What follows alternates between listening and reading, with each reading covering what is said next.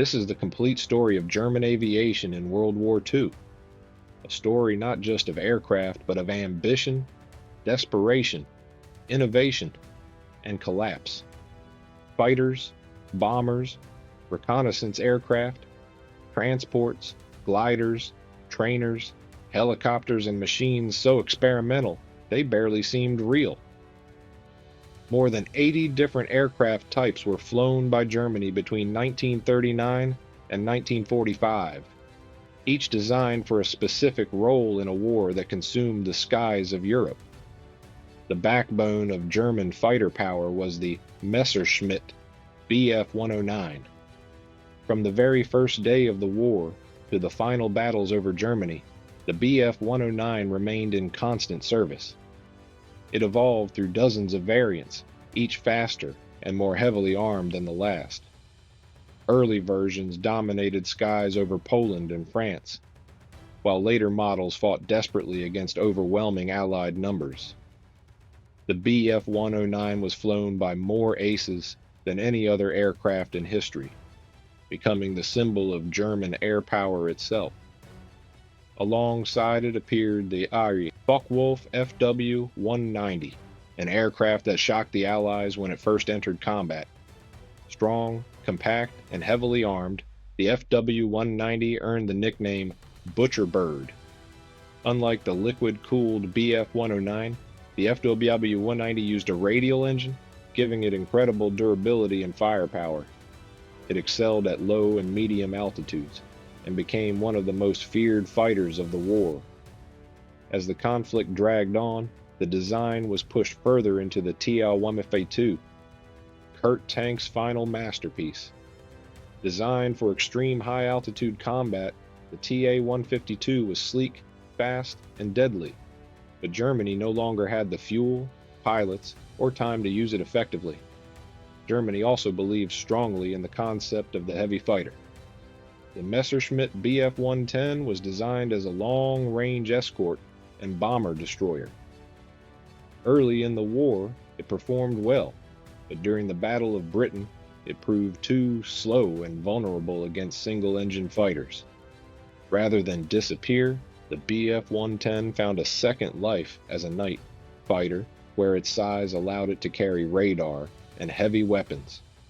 Its replacement, the Messerschmitt Me 210, became one of the Luftwaffe's greatest failures. The aircraft was dangerously unstable, killing pilots even during testing. After extensive redesign, it emerged as the Messerschmitt Me 410 Hornisse, finally becoming a capable heavy fighter and reconnaissance aircraft. Older fighters like the Heinkel L-51, a biplane designed in the early 1930s, were already obsolete by the outbreak of World War II. Though it saw combat in the Spanish Civil War, by 1939 it was relegated almost entirely to training roles. But German engineers were already working on something that would change aviation forever. The Messerschmitt Me 262 Schwalbe was the world's first operational jet fighter. Faster than anything the Allies possessed, it represented a leap into the future. When flown properly, the Me 262 could attack bomber formations almost without fear of interception. But delays, political interference, fuel shortages, and lack of trained pilots meant it arrived too late and in too small numbers to change the war's outcome. As Germany's situation worsened, desperation drove increasingly radical designs. The Heinkel, a 62 Volksjäger, was a jet fighter built quickly using non-strategic materials, intended to be flown by young pilots with minimal training. Even more extreme was the Messerschmitt Me-163 Komet, the only rocket-powered fighter to ever see operational service.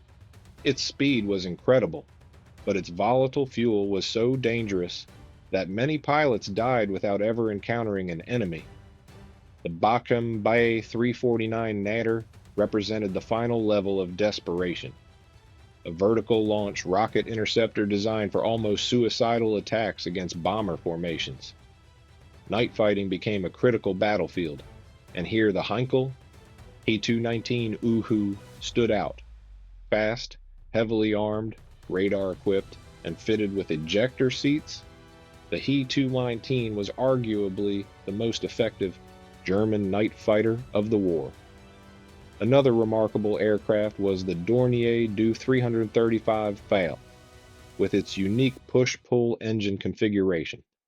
This design eliminated asymmetrical thrust and made the Du 335 the fastest piston-engine aircraft Germany ever built. Germany's bomber force was equally diverse. The Junkers Ju-87 Stuka became infamous for its screaming dive sirens, terrifying troops during early blitzkrieg campaigns.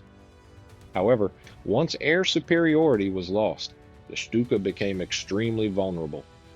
The Junkers Ju-88, in contrast, was one of the most versatile aircraft of the war.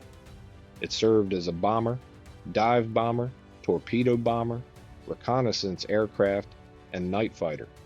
Improved versions followed, including the Ju-188, while the older Ju-86 transitioned into high-altitude reconnaissance roles. The Dornier Du-17, nicknamed the Flying Pencil, relied on speed rather than armor. Its successors, the Dornier Du-215 and Dornier Du-217, expanded the role into heavier bombing, night fighting, and anti-shipping missions. One of the most recognizable bombers of the war was the Heinkel He-111, with its distinctive glass nose. It served throughout the conflict, later acting as a transport aircraft and even a V-1 flying bomb launcher. Germany's attempt at a true heavy bomber was the Heinkel He-177 Greif. Plagued by engine fires and mechanical failures caused by its coupled engine design, the He-177 never reached its full potential. Despite its problems, it remained the only long-range heavy bomber Germany fielded in operational service. Jet technology returned with the Arado R-234 Blitz, the world's first jet-powered bomber and reconnaissance aircraft. Its speed made interception almost impossible, allowing it to fly missions with near impunity late in the war. For close air support, the Henschel HS-123, a rugged biplane considered obsolete by 1939, proved surprisingly effective and remained in service until 1944. The Henschel HS-129 became a dedicated tank killer, heavily armored and armed with massive cannons capable of destroying armored vehicles. Over the oceans, Germany relied on long-range patrol aircraft. The Focke-Wulf FW-200 Condor hunted Allied convoys across the Atlantic, earning the nickname Scourge of the Atlantic. Flying boats like the Blohm & Voss BV-138 conducted long maritime patrols, while the massive Blohm & Voss BV-222 became one of the largest flying boats ever built, serving as a long-range transport. The Dornier Du-24 gained fame for its excellent seakeeping abilities and search and rescue operations. Transport aircraft were essential to Germany's war effort. The Junkers Ju-52 became the Luftwaffe's workhorse, flying supply missions from Crete to Stalingrad. Larger transports followed, including the Junkers Ju-290 and the immense Messerschmitt, a 323 Geigen, capable of carrying tanks and heavy equipment but extremely vulnerable to fighter attack. Light aircraft handled communication and liaison duties. The Messerschmitt Bf-108 Typhoon was fast and elegant, while the Fieseler Fe-156 Storch became legendary for its short takeoff and landing ability, capable of landing almost anywhere.